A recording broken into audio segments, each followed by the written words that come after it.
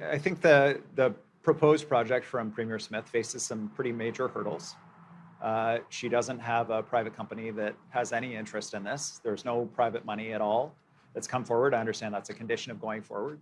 The First Nations, who the Prime Minister says their support and approval is needed in order for this project to go ahead, are adamantly opposed.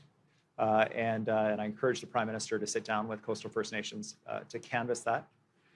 When I spoke to Premier Smith, I said very clearly, I'm always happy to sit down with you to explain our position on this proposal, to find areas where British Columbia and Alberta can cooperate.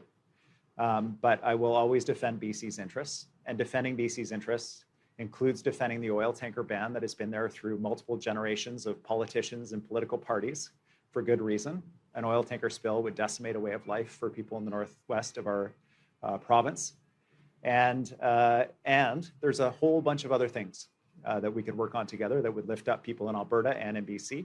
And I'm glad to engage on that. For the Prime Minister, I understand he's got to work with provinces. He's got to come to agreements. I think that continued friction and antagonism between Ottawa and Alberta is not helpful. And I'm glad that they were able to sit down and do that work. The part where I'm challenged and where I really have to draw the line is that there are limited federal resources, whether it's money or time or bureaucrats to work on things. And we have one goal, in my opinion, in this country, and that should be to diversify our markets, to get real projects delivered that are going to employ people, that are going to give them good paying jobs, going to raise the GDP, going to grow the economy, going to help us pay for public services, and all of those other good things.